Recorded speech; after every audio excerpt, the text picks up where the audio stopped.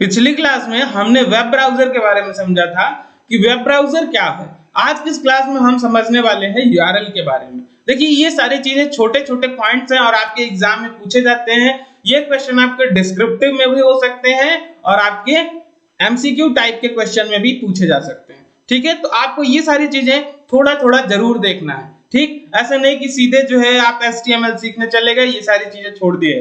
कुछ छोड़ना नहीं है, ये सारी चीजें भी आपको पढ़नी है और ये आपके बहुत काम की है।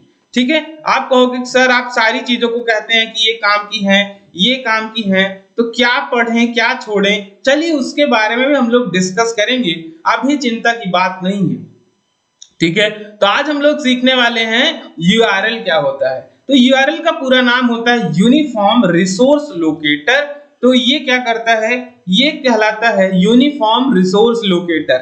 अब यहाँ पे इसका नाम में ही है यूनिफॉर्म रिसोर्स लोकेटर। अब यार देखो पहली बात तो आई है कि क्या यूनिफॉर्म है, यानी कि हर जगह पे सेम जैसा रहने वाला है। अब अगर हम बात करें google.com की, तो अगर आप google.com को इंडिया में विजिट करते हो तब भी वो google.com रहेगा। जो डेटा आएगा वो डेटा google.com का ही रहेगा। अगर हम यूएसए में विजिट करें तो यूएसए में भी google.com वही रहेगा। अगर हम किसी दूसरी कंट्री की बात करें, इंडोनेशिया की बात करें, वहां भी क्या रहेगा, वहां भी सिमिलर रहेगा। ठीक, इस तरह से अगर मल्टीपल प्लेसेस की बात करें तो हर जगह पे क्या होगा, डेटा यूनिफॉर्म होगा, यूनिक डेटा यहां पर हमको मिलेगा। Resource locator, uniform resource locator. अब ये रिसोर्स का क्या मतलब है, रिसोर्स का मतलब है एक कंप्यूटर से। ये जो यूआरएल होता है बेसिकली ये एक लोकेशन बताता है। ये क्या बताता है, एक तरह का लोकेशन कि कौन सा सिस्टम कहां पर रखा हुआ है। अगर हम बात करें तो google.com और दूसरा है google.in। अब यहां पे देखिए इस .com को देख करके पता चल रहा है कि ये जो है इंडिया का सर्वर इंडिया का नहीं है। अगर इस इन को देखें तो ये रिप्रेजेंट कर रहा है कि ये इंडिया का है। तो इससे पता चल जाता है कि हमारा जो सिस्टम है, मतलब गूगल का जो सर्वर है वो कहां पे प्रेजेंट है, ये चीज हमारी क्लियर हो जाती है किसके थ्रू, यूआरएल के थ्रू। तो सर्वर क्या है, एक तरह का रिसोर्स है। उस रिसोर्स को एक्सेस हम किसके थ्रू करते हैं, उस रिसोर्स को एक्सेस करने के लिए हमारे पास हम जो यूज करते हैं वो है यूआरएल। यूआरएल क्या करता है, एक लोकेशन बताता है कि जहां पे हमारा सिस्टम रखा हुआ है, जिसे कि हम क्या करते हैं वेब ब्राउजर के थ्रू और इन सब ईमेल क्लाइंट्स या अन्य किसी सॉफ्टवेयर से हम क्या करते हैं, जिनको इस्तेमाल करते हैं। ठीक है, यूआरएल बेसिकली तीन पार्ट होते हैं। यूआरएल के बेसिकली तीन पार्ट होते हैं। वो पार्ट क्या क्या है मैं आपको बताता हूं। देखिए पहला पार्ट है प्रोटोकॉल डेजिग्नेशन। पहला पार्ट है प्रोटोकॉल डेजिग्नेशन। अब ये प्रोटोकॉल डेजिग्नेशन क्या है मैं आपको बताता हूं। जैसे इसमें देखें आप तो जो पहला पार्ट है HTTP। अब ये दो चीजें हो सकती हैं, HTTP हो सकता है, हाइपर टेक्स्ट ट्रांसफर प्रोटोकॉल हो सकता है, हाइपर टेक्स्ट ट्रांसफर प्रोटोकॉल। इसका पूरा नाम होता है हाइपर टेक्स्ट ट्रांसफर प्रोटोकॉल। इस चीज को मत भूलिएगा यार, हो सकता है ये आपके कहां ओ लेवल के जो फर्स्ट पेपर है आईटी टूल्स, उसमें भी ये आपका पूछा जा सकता है। आईटी टूल्स में ये आपके पूछा जा सकता है। और अगर हम बात करें यहाँ www की, तो ये वर्ल्ड वाइड वेब है। और ये जो है ना, ये www क्या है आपका, ये बता रहा होता है वर्ल्ड वाइड वेब को। इसके बारे में अभी आगे बात करेंगे। और दूसरी चीज क्या है, फाइल रिसोर्स लोकेशन, जो कि है क्या google.com। ये जो google.com है ये कहलाता है आपका डोमेन। ये क्या कहलाता है, डोमेन नेम। ये कहलाता है आपका डोमेन नेम, जिसमें ये जो है ना इसको क्या बोलते हैं, फाइल रिसोर्स लोकेटर, जो कि बता रहा होता है कि हमारी जो फाइल है वो कहां पे प्रेजेंट है। इसको देख करके समझ में आ रहा है कि ये जो google.com है यहां पर हमारी फाइल प्रेजेंट है और जिसका होस्ट ने, जिसका प्रोटोकॉल क्या है HTTP। और दूसरा प्रोटोकॉल भी होता है HTTPS hyper text transfer protocol secured, इसके लास्ट में क्या लगता है, सिक्योर्ड। आपने गोडैडी का बहुत ज्यादा प्रचार देखा होगा ऐसे करके कि प्रचार आता है कि doing business is the big deal करके, आपके पास जो है यहाँ पे आप देखते हो एड्स दिखाई देता होगा, तो वो जो है एसएसएल की बात करते हैं। एसएसएल से सिक्योरिटी आपकी किसी भी वेबसाइट की बढ़ जाती है। किसी भी वेबसाइट की देखना हो कि उसमें एसएसएल यूज है कि नहीं, आप वहां पे देख सकते हैं। यहाँ पे आपको एक लॉक बना हुआ दिखाई देगा, उस लॉक को देख करके एक ऐसे यहाँ पे देखेंगे ना ध्यान से, तो यहाँ पे एक लॉक बना हुआ रहता है यहाँ साइड में, तो उसको देख करके यहाँ पे देख करके आप जान जाएंगे कि वो कौन सा प्रोटोकॉल को फॉलो कर रहा है। और भी प्रोटोकॉल होते हैं, हम उनके बारे में डिस्कस करेंगे। अब ये प्रोटोकॉल एचटीटीपी के बजाय एफटीपी हो सकता है, ठीक है। इस तरह के बहुत सारे प्रोटोकॉल होते हैं, हम लोग उसके बारे में अभी आगे डिस्कस करेंगे। तो हिस्ट्री क्या है यूआरएल की, तो यूआरएल जो है टिम बर्नर्स-ली ने ही इसका जो है इस टेक्नोलॉजी को दुनिया के सामने लाया था।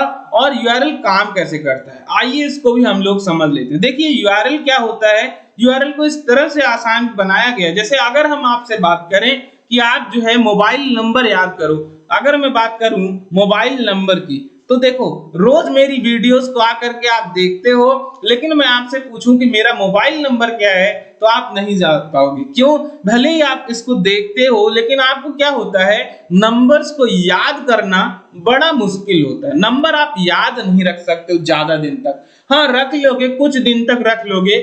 आप सोचो कि किसी का नंबर आप कितने दिन तक याद कर सकते हो, भूल जाता है यार, समय के बाद भूल जाता है। वैसे ही जो है यूआरएल क्या होता है, यूआरएल को जब आप एक्सेस करने की कोशिश करते हो, तो यूआरएल एक तरह की आईपी एड्रेस के फॉर्म में लिखा होता है। अब ये आईपी क्या होता है, आईपी का मतलब है इंटरनेट प्रोटोकॉल, यानी कि आपका इंटरनेट किस प्रोटोकॉल के तहत, किस नियम के तहत, किस सिंटैक्स के थ्रू, किस प्रोग्राम के थ्रू ये चल रहा है, इसी को कहते हैं आईपी। और ये जो यूआरएल होता है बेसिकली, जैसा कि मैंने बताया, ये एक तरह का लोकेटर होता है कि जो क्या करता है, लोकेट करता है। जो क्या करता है, लोकेट करता है।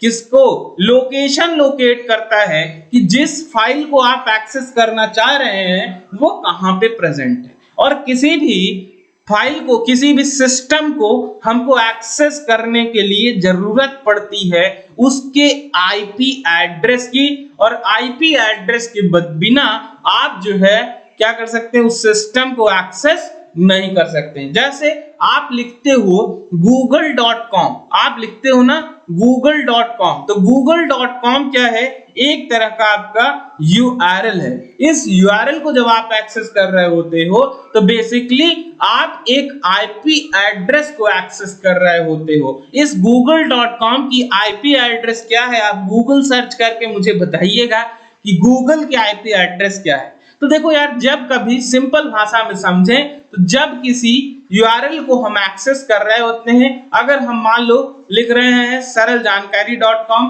सरकारी रिजल्ट.com, google.com, ऐसा किसी भी डोमेन को हम लिख रहे हैं, किसी भी डोमेन के बारे में, जैसे हम लिख रहे हैं google.com, तो google.com की एक अपनी आईपी एड्रेस होती है, एक एड्रेस होता है जिसको हमारा सिस्टम समझता है।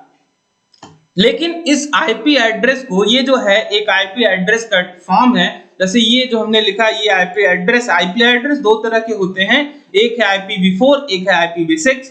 इसके बारे में हम लोग डिस्कस करेंगे, अभी नहीं, आपके जो है नेटवर्किंग वाले पेपर में, आईटी टूल्स एंड नेटवर्क्स में हम लोग ये चीजें डिस्कस करेंगे। IPv4 और IPv6 के बारे में हम लोग डिस्कस करेंगे। तो जब google.com पे आप जाते हो, विजिट करते हो, तो आप google.com के आईपी एड्रेस को इंटरनली हिट कर रहे हो। तो ये जो आईपी एड्रेस है, ये एक सिस्टम, ये एक सर्वर के एड्रेस को होल्ड करता है। इस सर्वर पे आप रिक्वेस्ट करते हो आईपी एड्रेस के थ्रू, ठीक है। तो google.com जब आप एक्सेस कर रहे होते हो, तो आईपी एड्रेस एक्सेस होता है, ये आईपी एड्रेस के थ्रू सर्वर पर रिक्वेस्ट भेजी जाती है। लेकिन इस आईपी एड्रेस को याद कर पाना बड़ा ही मुश्किल है। सपोज करिए अगर ये google.com की आईपी एड्रेस होती, बार बार आपको ये डालना पड़ता, हर वेबसाइट के लिए आपको वेबसाइट का नाम न डाल करके उसकी आईपी एड्रेस डालनी हो, तो कितना मुश्किल काम है यार। क्या आप कर पाओगे ऐसा? ये बहुत ही दिक्कत हो जाएगी। इस वजह से क्या करा गया, यूआरएल को इस प्रकार डिजाइन करा गया है कि जो आईपी एड्रेस है उस आईपी एड्रेस को हम लोगों ने क्या करा, एक नाम दे दिया। एक हमने क्या करा, जैसे हमने लिखा google.com, तो google.com की अपनी एक आईपी एड्रेस है। google.com का क्या है, अपना एक आईपी एड्रेस है और उस आईपी एड्रेस को हम लोग एक्सेस कर रहे होते हैं। हर वेबसाइट की अपनी अपनी आईपी एड्रेस, अलग अलग आईपी एड्रेस होता है और ये साथ ही साथ क्या होता है, यूनिक होता है। एक आईपी एड्रेस किसी दो सर्वर की नहीं हो सकती है। ध्यान रखिएगा इस बात को कि पता चला google.com की और आप जो है समझ रहे हो किसी दूसरे वेबसाइट, लेट से जो है यूपीजीओबी की, दोनों की वेबसाइट का जो है आपका आईपी एड्रेस सेम हो, ये चीज पॉसिबल नहीं है। ठीक, तो आईपी एड्रेस हर जगह पे क्या होता है, यूनिक होता है। हर सिस्टम का अपना अलग अलग यूनिक यूआरएल होता है, अलग अलग आईपी एड्रेस होता है। अब ये यूआरएल कई तरह के होते हैं।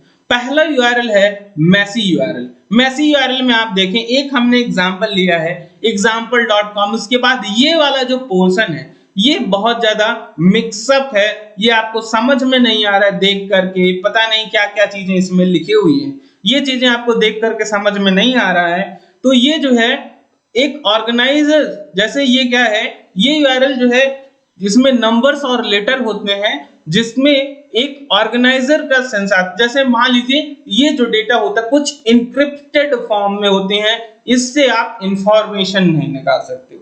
ठीक, इसके बाद आपका है डायनेमिक यूआरएल। डायनेमिक यूआरएल की बात करें यार, तो अगर आप ई कॉमर्स वेबसाइट पे जाते हो, ई कॉमर्स वेबसाइट पे जाते हो, आपके पास एक ही यूआरएल होता है और उस यूआरएल को क्या होता है, उस यूआरएल को आप जो है उसी को क्लिक करते हो। आप जब क्लिक करते हो तो वो देखते हो क्या, कि वो हर समय अलग अलग इंफॉर्मेशन, डिफरेंट इंफॉर्मेशन आपका ये देता है यूआरएल। तो ये इस तरह के इंफॉर्मेशन की जो कि हर सेकंड पे चेंज होता रहे, हर सेकंड पे चेंज होता रहे, उसी को हम कहते हैं डायनेमिक यूआरएल।